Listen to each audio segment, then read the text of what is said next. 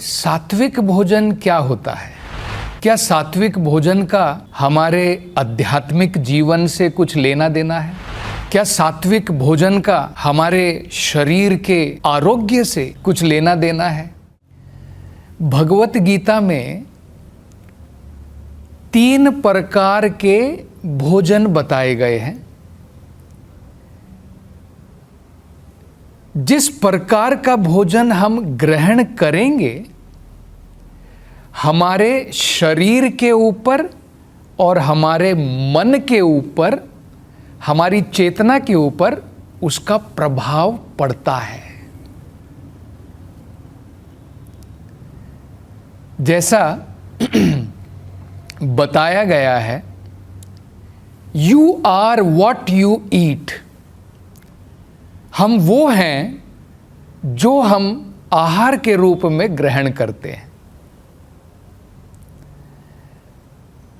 तो वेदों के अंदर में, खासकर भगवत गीता में बताया गया है, भोजन 3 प्रकार के होते हैं। 3 प्रकार के आहार। एक को कहते हैं सात्विक आहार, एक को कहते हैं राजसिक आहार और एक को कहते हैं तामसिक आहार। तो जैसे आप नाम से समझ सकते हैं, जिस आहार को खाने से आपके शरीर में, मन में, चेतना में सत्व गुण बढ़ेगा। सत्व गुण का मतलब होता है गुडनेस। उस आहार को सात्विक आहार बताया जाता है।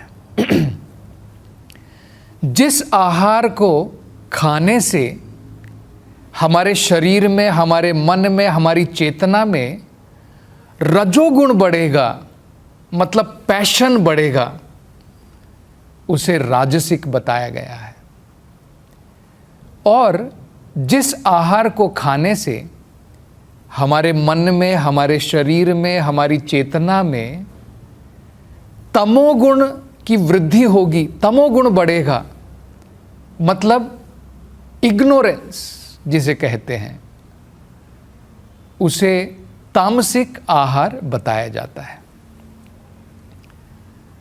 तो जैसा नाम से ही पता चलता है कि सात्विक आहार अत्यंत महत्वपूर्ण है। खासकर अगर आप आध्यात्मिकता में प्रगति करना चाहते हैं, अगर आप अपने जीवन में सुख शांति के साथ में, आरोग्य के साथ में जीना चाहते हैं, तो सात्विक आहार अत्यंत उपयुक्त बताया जाता है। तो चॉइस हमारी है। भगवत गीता में तो बताया है किस प्रकार के आहार से अगर आप सात्विक आहार लेंगे, आपके शरीर और मन के ऊपर उसका क्या प्रभाव पड़ेगा। राजसिक लेंगे तो क्या प्रभाव पड़ेगा, तामसिक लेंगे तो क्या पड़ेगा। अब उसको समझ करके हमें सोचना है कौन सा आहार हमें जो है लेना चाहिए, कौन सा आहार उपयुक्त है। बड़े सुंदर संस्कृत के श्लोक हैं जिसको हम समझने का प्रयास करेंगे, जो भगवान कृष्ण भगवत गीता में बताते हैं। तो भगवान कहते हैं, आयुहु सत्वा बला आरोग्य सुख प्रीति विवर्धनाः रसयः स्निग्धः स्थिरा हृदा आहार सात्विक प्रियः। सात्विक आहार जो होता है, उससे हमारे मन और शरीर के ऊपर क्या प्रभाव पड़ेगा, भगवान जो है बता रहे हैं। आयु, आपकी जो आयु है उसकी वृद्धि होगी। जब हम कहीं पर जाते हैं तो बड़े बुजुर्ग जो हैं हमें आशीर्वाद देते हैं, आयुष्मान भव, कि तुम्हारी आयु लंबी हो, क्योंकि कौन नहीं चाहता है कि हम लंबे समय तक, बढ़िया आयु तक हम जिए इस संसार के अंदर में। तो अगर हम चाहते हैं कि हमारी आयु में वृद्धि हो, आयु हमारी बढ़े, लंबी उम्र हम जिए, तो भगवत गीता में भगवान बता रहे हैं कि सात्विक आहार बड़ा महत्वपूर्ण है, वह आपकी आयु को बढ़ा देगा। और क्या करता है? सत्व, हमारा जो जीवन है वो पूर्ण रूप से शुद्ध हो जाएगा, हमारा मन शुद्ध हो जाएगा। अभी क्या है? हमारा जीवन शुद्ध नहीं है, अशुद्ध है। मन के अंदर में अनेकों प्रकार के गंदगियां भरी हुई हैं। बहुत गुस्सा आता है, क्रोध आता है, लालच है, लोभ है, काम वासनाएं हमें जो है घेरे हुए हैं। इन सब चीजों के द्वारा मन बड़ा अशांत है। तो अगर हम सात्विक आहार हम लेंगे तो भगवान बता रहे हैं सत्वा शुद्धिम, हमारा जीवन, हमारा मन शुद्ध हो जाएगा, मतलब शांति की प्राप्ति होगी, ये भगवान बता रहे हैं। और क्या मिलेगा? बला, हमारे शारीरिक और मानसिक बल, इसमें भी वृद्धि होगी। तो कई बार नहीं तो हम लोग सोचते हैं कि अरे भाई, सात्विक भोजन खाने से क्या शरीर में बल की प्राप्ति होगी? कई बार हम लोग ऐसा सोचते हैं, लेकिन हम लोग देखते नहीं हैं कि ऐसे बहुत सारे उदाहरण हैं, बहुत सारे उदाहरण हैं। जानवर में भी हम लोग देख सकते हैं। एक हाथी भी जो है वो भी सात्विक आहार करता है। क्या उसके अंदर में बल की कमी है? उसके अंदर में हजारों व्यक्तियों का बल होता है। तो ऐसा कहना कि नहीं भाई, हमें जो है कुछ और प्रकार का भोजन ही करना पड़ेगा अगर शरीर के अंदर में बल चाहिए, नहीं तो हम कमज़ोर पड़ जाएंगे, ऐसा नहीं है। तो शारीरिक और मानसिक बल की वृद्धि के लिए भी सात्विक आहार अत्यंत उपयुक्त है। और क्या होता है? भगवान कह रहे हैं आरोग्य। देखिए, आजकल आपने देखा होगा बहुत लोग योगा करते हैं अपनी हेल्थ को सही रखने के लिए, उपयुक्त रखने के लिए। अगर आप सही प्रकार का भोजन खाते हैं तो बीमार ही नहीं पड़ेंगे, ये हमें समझना है। भाई, बीमार क्यों पड़े हम? हमें रोग क्यों आए? आरोग्य क्यों ना हो? तो यही तो भगवान भगवत गीता में बता रहे हैं। अगर आप सात्विक आहार ग्रहण करेंगे तो आपकी हेल्थ बढ़िया होगी, आपको अनेकों प्रकार के रोग नहीं घेरेंगे, आरोग्य आपका बढ़ेगा। तो आरोग्य भी बढ़ेगा। और क्या बढ़ेगा? सुख प्रीति विवर्धना, विवर्धना का मतलब बढ़ेगा, ये सारी चीजें बढ़ेंगी। जीवन के अंदर में आपका आनंद, सुख बढ़ेगा। प्रीति का मतलब होता है मन की सैटिस्फैक्शन, संतुष्टि। जब आप सात्विक आहार लेंगे आपका मन संतुष्ट हो जाएगा, तो आपका मन के अंदर में आनंद भी होगा और संतुष्टि भी होगी। और क्या है? ये किस प्रकार का भोजन होता है? भगवान कह रहे हैं रसयः, ये रसीला होता है, रस से भरा हुआ होता है। तो देखिए, हम देखते हैं फल होते हैं, सब्जियां होती है ताजी ताजी, सब बड़ी रसीली होती हैं। और क्या है? स्निग्धाः, जैसे आप दूध देखते हैं उसे कहते हैं फैटी, जिसके अंदर में अच्छा जो है फैट होता है। जैसे दूध हम पीते हैं, उसमें से हम मक्खन निकालते हैं, या फिर उसके द्वारा हम पनीर बनाते हैं। अनेकों प्रकार के आप जो है बड़े ही स्वादिष्ट भोजन जो हैं गाय के दूध के द्वारा बना सकते हैं। तो उसे कहते हैं स्निग्धाः। और बताया है स्थिरा, स्थिरा का मतलब होता है होलसम, मतलब पूरे शरीर के लिए उपयुक्त है उस प्रकार का भोजन। आहार सात्विका प्रियः, और हृदय को अत्यंत जो है बड़ा आरामदायक है, आपका मन करेगा उस प्रकार का भोजन करने का, तो ये सात्विक भोजन कहलाता है। दूसरा भगवान बताते हैं दूसरी कैटेगरी में कौन सा आता है, तो ये तो हो गया सात्विक। अब आता है राजसिक। राजसिक से क्या होता है, हमारे मन में, हमारे जीवन में, हमारी चेतना में इस प्रकार के भोजन के द्वारा रजोगुण बढ़ जाएगा। रजोगुण क्या होता है, काम वासनाएं बढ़ जाएंगी, आपका क्रोध बढ़ जाएगा, लोभ बढ़ जाएगा, मद बढ़ जाएगा, मात्सर्य बढ़ जाएगा। तो ये सारी गंदगियां जो हैं, जिनसे हम छुटकारा पाना चाहते हैं, जो हमारे मन को अशांत रखते हैं, ये सारी चीज़ें बढ़ जाएंगी और हमारे शरीर का आरोग्य भी सही नहीं रहेगा।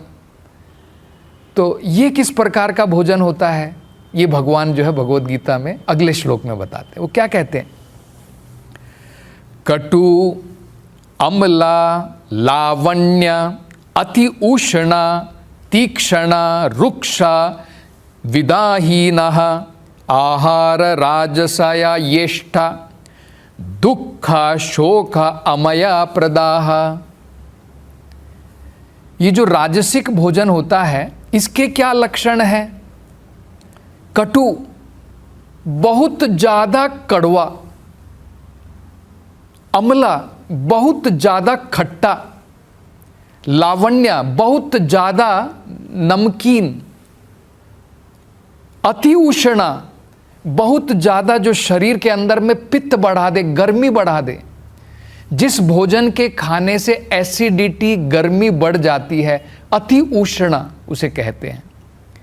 तीक्ष्णा बड़ा तीखा, जैसे आपने देखी होगी ना, कुछ मिर्ची ऐसी होती है बड़ी तीखी होती है, तो कई बार आप देखेंगे कि आपकी आंतड़ियों में, आपके पेट के अंदर में अनेकों प्रकार के अल्सर आ जाएंगे, ऐसा तीक्ष्ण भोजन होता है। तो अत्यंत तीखा भोजन, रुक्षा बिल्कुल सूखा हुआ, विदाहीनः जिसके द्वारा शरीर के अंदर में जलन बढ़ जाए। कई भोजन हम लोग करते हैं और जब हम लोग सवेरे स्टोमक क्लियरिंग के लिए जाते हैं, अपना पेट सफाई के लिए जाते हैं, तो कई बार बड़ी परेशानी होती है, हमारी सारी आंतड़ी जलती है ऊपर से लेकर के नीचे तक। तो इस प्रकार के भोजन को बताया जाता है राजसिक है। क्या क्या है देखिए, बहुत खट्टा, बहुत कड़वा, बहुत नमकीन, बहुत तीक्ष्ण, बहुत सूखा हुआ प्रकार का, और जिस प्रकार के भोजन से जो है गर्मी बढ़ जाती है, बर्निंग सेंसेशन, जलन बढ़ जाती है शरीर के अंदर में, उस प्रकार का भोजन जो है राजसिक कहलाता है। मतलब बहुत ज़्यादा मसालेदार भोजन, जिसमें आपने बहुत सारी जो है मिर्ची डाल के रखी है, बहुत मसाले डाले हैं, बहुत खट्टा है, इस प्रकार का जो भोजन होता है ये राजसिक होता है। इससे मन अशांत हो जाएगा। उसके बारे में भी भगवान बता रहे हैं। सात्विक भोजन से भगवान ने क्या बताया था, आपकी आयु बढ़ेगी, आपका मन शांत होगा, आपका आरोग्य बढ़ेगा, आपका बल बढ़ेगा, सुख बढ़ेगा, आनंद बढ़ेगा। भगवान ने ये सब बताया था। अब रजोगुण का आहार अगर आप प्राप्त करेंगे, उससे क्या बढ़ेगा, सुख नहीं बढ़ेगा, भगवान कह रहे दुख बढ़ेगा। देखिए क्या कहते हैं, दुख शोक अमया प्रदाह। इस प्रकार के भोजन को करने से आपके जीवन में दुख बढ़ेंगे और अनेकों प्रकार के कष्ट बढ़ेंगे, दुख शोक, शोक का मतलब होता है कष्ट। अमाया, अमाया का मतलब होता है बीमारियां बढ़ेंगी। तो इस प्रकार का अगर हम भोजन करेंगे, दुख बढ़ेंगे हमारे जीवन में, शोक बढ़ेंगे और बीमारियां बढ़ेंगी। तो राजसिक भोजन हमारे शरीर के लिए, हमारे मन के लिए, हमारे जीवन के लिए उपयुक्त नहीं है। सात्विक भोजन अत्यंत उपयुक्त बताया जाता है। अब हम तामसिक भोजन भी देख लें। तो जिस भोजन को करने से मन के अंदर में, जीवन के अंदर में तमोगुण का प्रभाव बढ़ जाता है।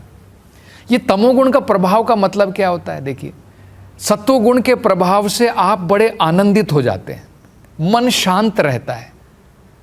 रजोगुण के प्रभाव से मन उत्तेजित हो जाता है, मन के अंदर में काम, क्रोध, ये सब चीजें बढ़ जाती है, बिल्कुल अशांत हो जाता है। और ये जो तमोगुण का प्रभाव है, इससे क्या होता है? आपकी नींद बढ़ जाती है, आलस बढ़ जाता है, आप बड़े आलसी हो जाएंगे जीवन में, कोई रिस्पॉन्सिबिलिटी नहीं लेंगे, मतलब कोई जिम्मेदारी का काम आप नहीं करना चाहेंगे। बस जीवन जानवर की भांति मेरा बीत जाए काफ़ी है। वो होता है तामसिक, जिससे हम तमोगुण में अंधकार की तरफ चले जाते हैं। तम का मतलब होता है अंधकार। जिस भोजन को खाने से हमारा जीवन अंधकारमयी हो जाता है, आलस बढ़ जाता है, हम जिम्मेदारियों से अपना मुख मोड़ लेते हैं, उस प्रकार का भोजन तमोगुण का होता है। तो भगवान देखिए क्या बताते हैं, किस प्रकार का भोजन होता है ये। यातायामम, यातायामम का मतलब होता है बहुत देर पहले पकाया हुआ। मतलब आपने देखा होगा ना, कुछ जो प्रोसेस्ड फूड होते हैं जो हम स्टोर से लेकर के आते हैं, 6 महीने का उसमें देखिए लिखा रहता है, 6 महीने आप खा सकते हैं। आप जरा सोचिए, आप घर के अंदर में भोजन रखते हैं, क्या वो 6 महीने रहता है? एक दिन भी नहीं रहता है, उसके बाद में वो खराब हो जाता है। प्राकृतिक, नेचुरली जो है डिकम्पोज हो जाता है, खराब हो जाता है। अगर उसको 6 महीने अगर आपको सही प्रकार से रखना है, तो आप सोच सकते हैं उसमें आपको क्या डालना पड़ेगा। जैसे आपको बताया जाता है, ये शरीर मरने के बाद में इसके अंदर में धीरे धीरे जो है बदबू आनी प्रारंभ हो जाती है। अगर आप इस शरीर को रखना चाहते हैं कुछ समय तक बिना सड़े हुए, तो अनेकों प्रकार के केमिकल्स डालने पड़ते हैं, जिसे हम लोग कहते हैं प्रिजर्वेटिव्स। ये सब केमिकल्स होते हैं। तो इन सब के द्वारा आप सोच सकते हैं, क्या भोजन के अंदर में भोजन के गुण रह जाते हैं प्रिजर्वेटिव डालने के बाद में?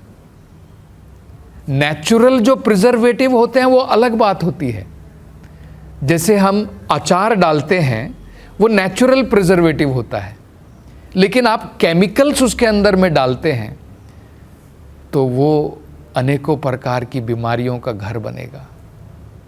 तो प्रोसेस्ड फूड जो बहुत दिन पहले पकाए जाते हैं, बहुत दिनों के बाद खाए जाते हैं, बासी जिसे हम लोग कहते हैं ना, सरल भाषा में कहें तो बासी भोजन, वो जो है तामसिक आहार कहलाता है।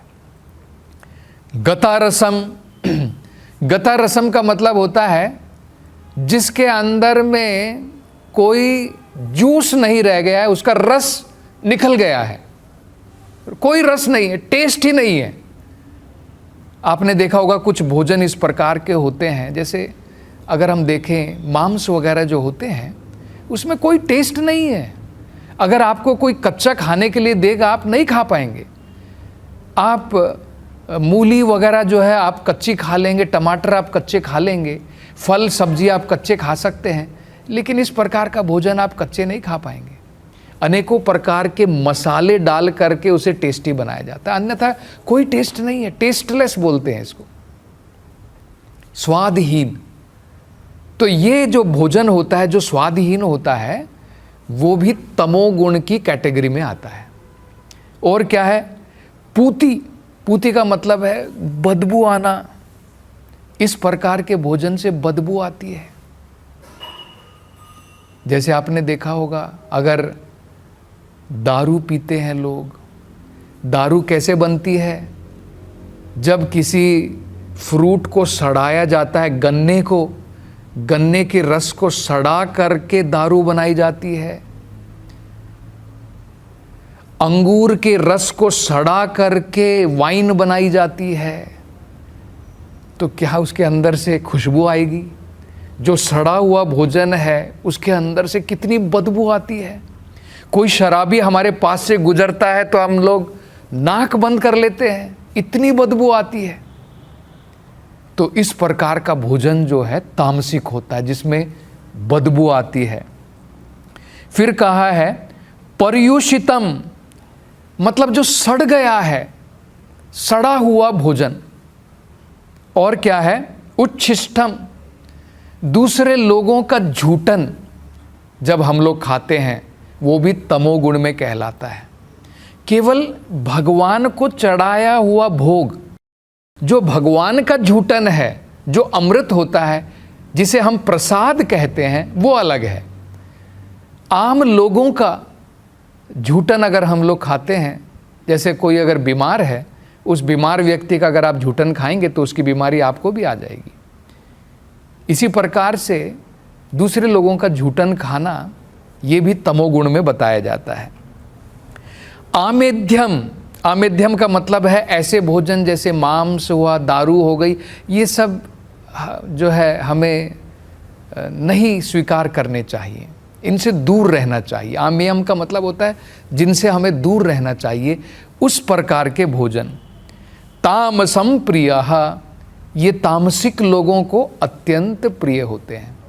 तो इन सब प्रकार के भोजन से क्या होता है? बीमारियां तो बढ़ेंगी ही, मन भी जो है बिल्कुल दुखी हो जाता है, मन के अंदर में कोई उत्साह नहीं रहता है। केवल हम लोग जो है बिल्कुल डल हो जाते हैं, अपने जीवन के अंदर में जानवर की भांति हो जाते हैं। तो ये तमोगुण का आहार बताया जाता है।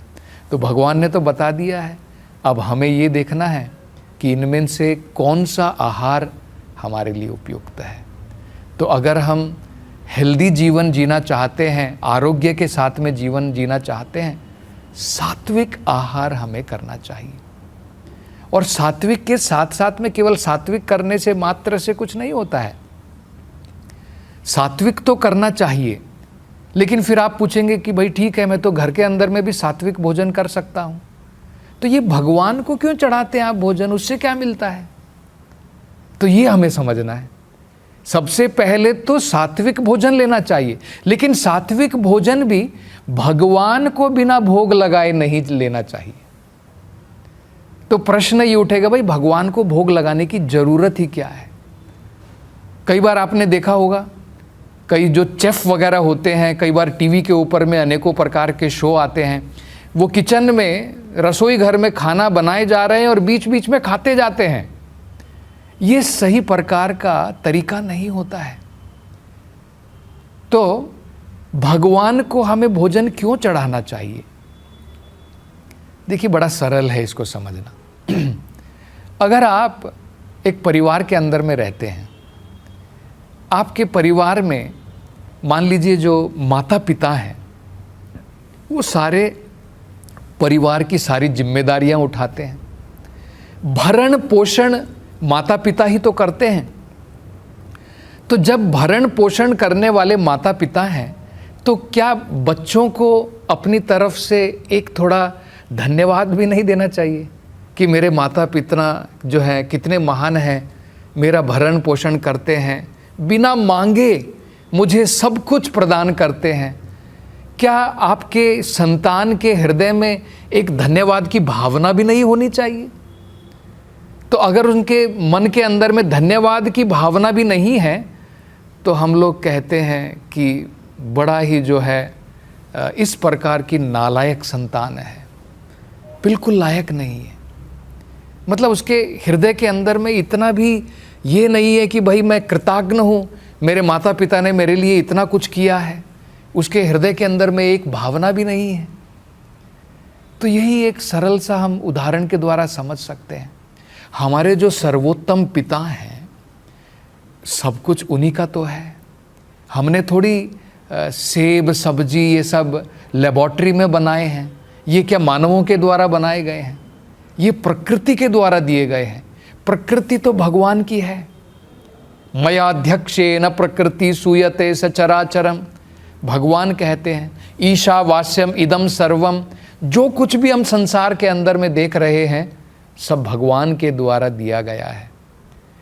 तो जब हम भगवान के द्वारा दी गई वस्तु भगवान को अर्पण करते हैं और बाद में जब भगवान के प्रसाद के रूप में हम ग्रहण करते हैं तो हमारा जीवन जो है पूर्ण रूप से आध्यात्मिक में और मानसिक से शारीरिक तरीके से शुद्ध हो जाता है। तो ये भगवान को भोजन जब हम चढ़ाते हैं तो उसके अंदर में जो भी पाप कर्म होते हैं उन सब से छुटकारा प्राप्त हो जाता है। अगर हम बिना आज्ञा के किसी की वस्तु लेते हैं, उसका उपयोग करते हैं, तो क्या वो पाप नहीं है? अगर भगवान ने सब कुछ दिया है तो एक बार थोड़ा भगवान को पूछ करके, भगवान को भोग लगा करके कि भगवान ये सब आपने दिया है, पहले आप ग्रहण कीजिए। भगवान भूखा नहीं है, प्रेम का भूखा है। बच्चा जो है पिताजी ही सब कुछ देता है अपनी संतान को, लेकिन जब बच्चा प्रेम के द्वारा पिताजी के पास में जाता है, पिताजी ये बिस्किट खा लो, अब पिताजी बिस्किट का भूखा नहीं है, पिताजी ने ही तो बिस्किट दिया है। लेकिन जब प्रेम से बच्चा चॉकलेट अपने पिताजी को देता है, पिताजी खुश हो जाते हैं, खुश होकर के स्वीकार करते हैं, खाते हैं। पिताजी थोड़ी फेंक देंगे, अरे चॉकलेट का मैं भूखा नहीं हूं। प्रेम से जब दिया जाता है तो भगवान तो भोजन के भूखे नहीं है, भगवान के पास में तो सब कुछ है। लेकिन जब प्रेम से हम भगवान को भोग लगाएंगे तो भगवान अत्यंत संतुष्ट हो जाते हैं और भगवान उसको ग्रहण करते हैं।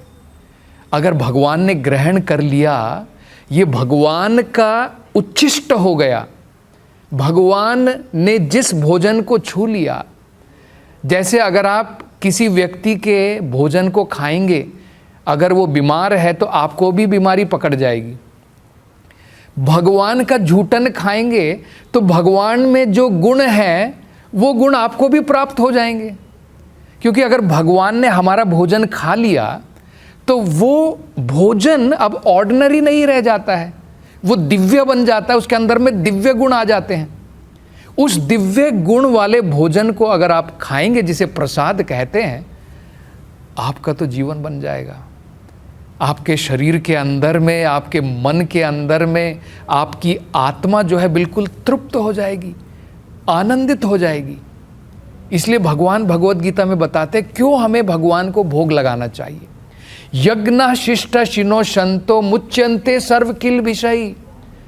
जो व्यक्ति भगवान को भोग लगा करके भोजन खाता है उसके सारे पाप कर्म दूर हो जाते हैं।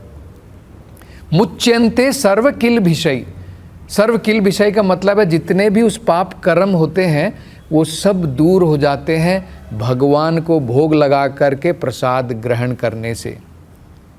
और क्या बताया, ये पचंती आत्म कारणात भुजंती ते अघम पापम। जो लोग भगवान को भोग चढ़ाए बिना भोजन खा रहे हैं वो केवल पाप कर्म मात्र खा रहे हैं। तो सरल है समझना। अगर आप भगवान को बिना भोग लगाए, क्योंकि सब कुछ भगवान का है, भगवान को बिना भोग लगाए अगर आप भोजन प्राप्त कर रहे हैं तो पाप कर्म खा रहे हैं। सात्विक आहार क्यों ना हो, सात्विक, सबसे पहले तो सात्विक भोजन ही हमको भगवान को चढ़ाना चाहिए। और उसको चढ़ाने के बाद में तब आप पूछेंगे कि भाई कहाँ लिखा है भगवत गीता में मुझे सात्विक भोजन चढ़ाओ। भगवान कहते हैं वो भी, पत्रम पुष्पम फलम तोयम।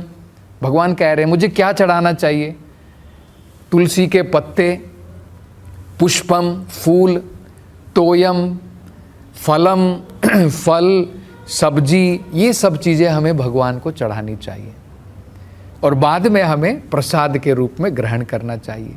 तो प्रसाद के रूप में ग्रहण करेंगे आपका शरीर भी पौष्टिक होगा, आपकी आयु भी लंबी होगी, आपका मन भी शांत होगा, आपकी आत्मा शुद्ध हो जाएगी, मन बिल्कुल शुद्ध हो जाएगा। तो इसलिए सात्विक भोजन करना चाहिए भगवान को भोग लगाने के पश्चात में। तो इसके क्या नियम है, हमें भगवान को कैसे भोग लगाना चाहिए? बड़ा सरल है। सबसे महत्वपूर्ण है आपकी भावना। भावना सबसे महत्वपूर्ण है।